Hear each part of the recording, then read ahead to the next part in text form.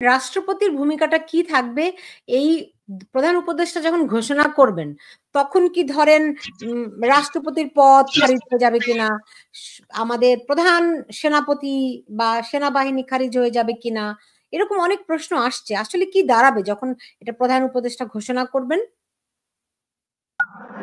আমি অন্তর্বর্তী সরকারের যদি 14 মাস প্রায় 14.5 মাসের পদক্ষেপগুলো দেখি আর কি, সেই ক্ষেত্রে আমি বলবো যে হচ্ছে যে আহ, মানে আমি সরকারকে এইভাবে দেখেছি যে তারা আসলে একসঙ্গে সবকিছু করে না কখনোই। মানে তারা এক এক ধাপ করে আগান।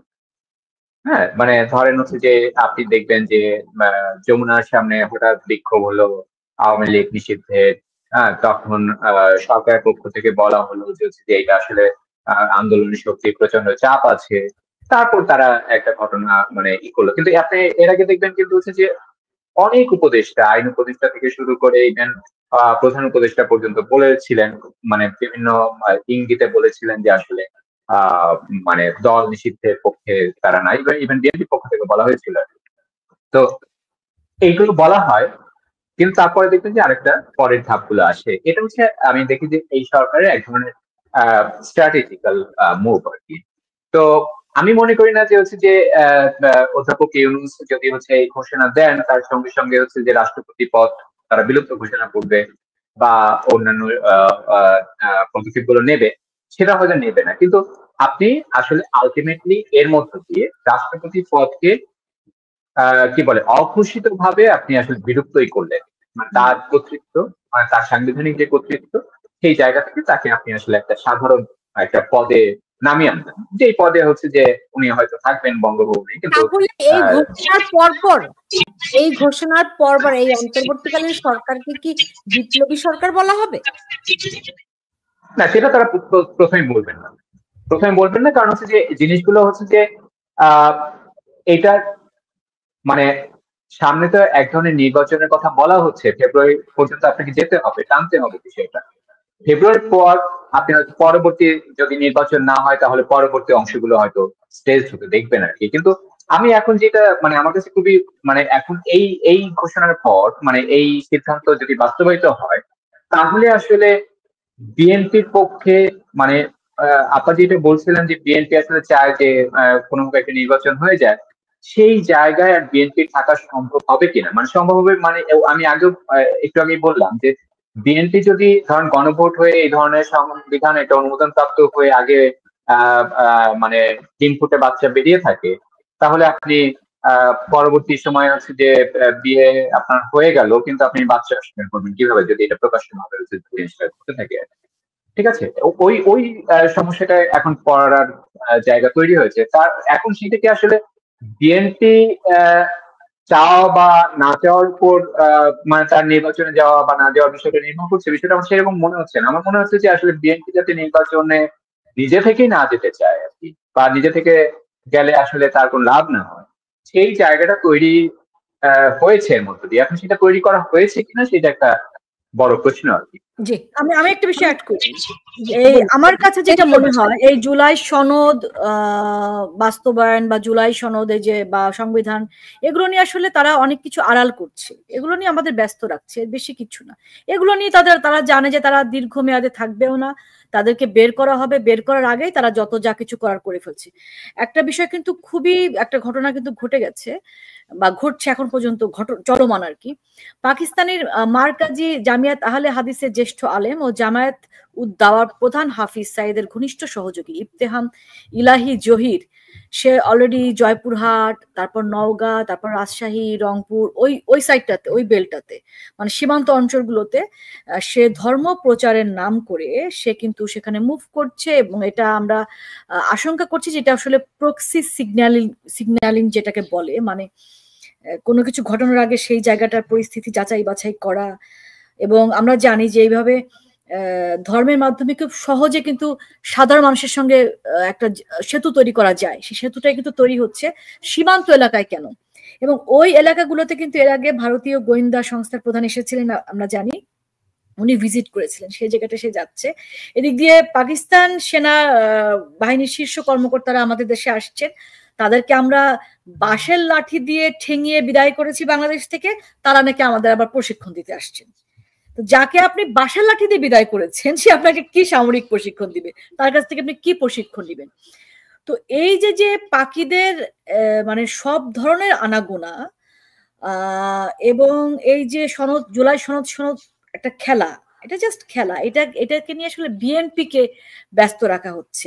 18 কোটি মানুষ, আমাদেরকেও কিন্তু বেকুব বানানো হচ্ছে, আমাদেরকেও বোকা বানানো হচ্ছে। আমরা টকশোতে সেই কথাগুলো বলছি। আসলে দেশটা চলে যাচ্ছে কিন্তু সেই পাকিস্তানের হাতে, দেশটা চলে যাচ্ছে আফগানিস্তানের মতো একটা সেই জঙ্গিদের হাতে।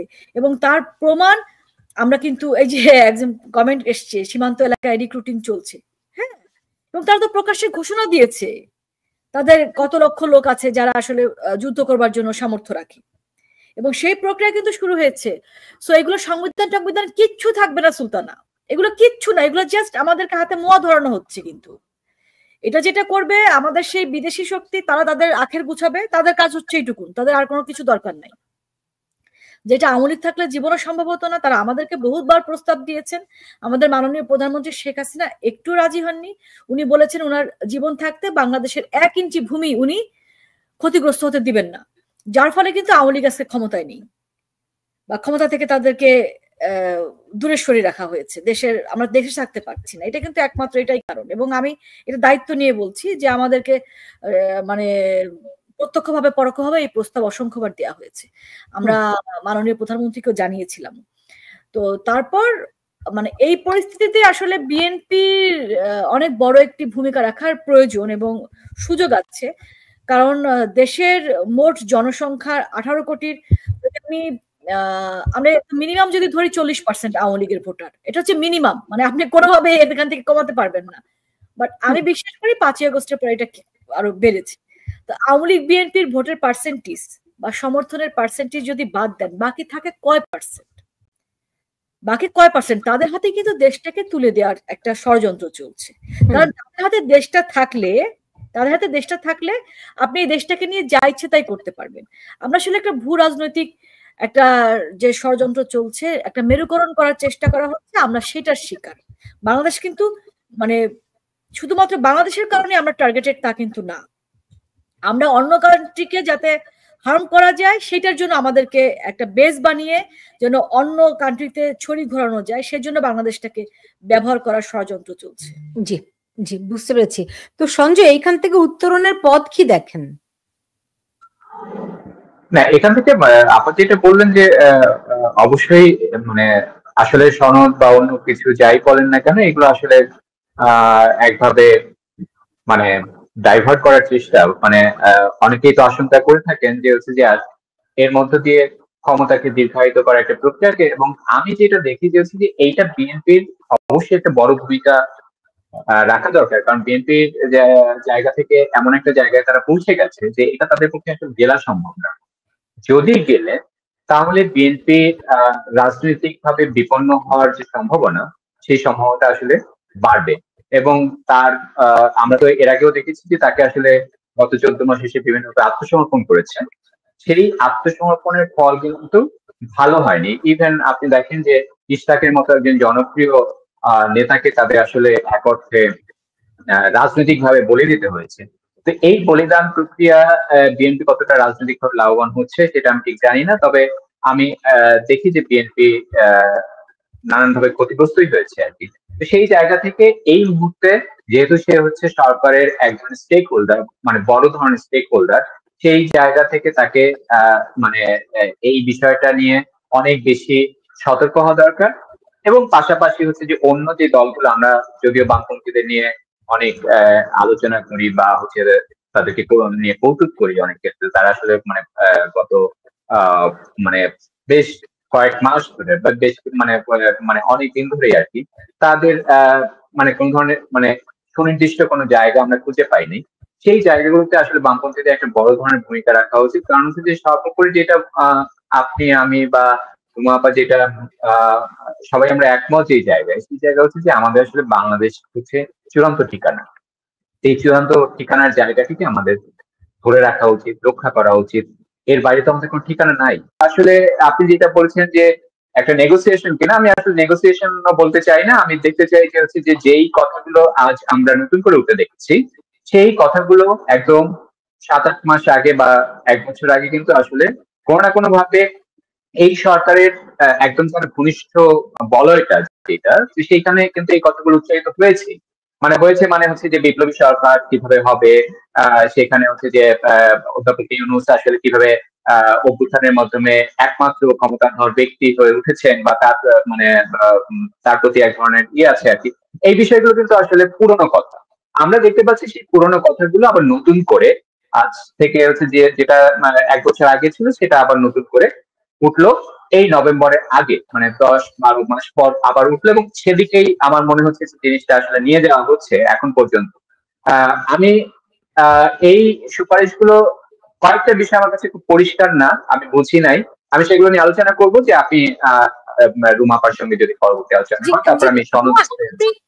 জি, আরিফা রহমান রুমা, আপনি নিশ্চয়ই ফলো করেছেন যে আলী রিয়াজের এই 48টি সুপারিশ এবং তারা গণভোটে পাঠাবে, সেখানে বিএনপির দাবি ছিল নির্বাচনের দিনই নির্বাচনের সঙ্গে গণভোট, কিন্তু তারা সেই জায়গাটা উন্মুক্ত করে রেখেছে, যেটি এনসিপি এবং জামায়াতের দাবি দেওয়া ছিল যে এটি নির্বাচনের আগে, মানে জাতীয় নির্বাচনের আগে গণভোটের আয়োজন করা।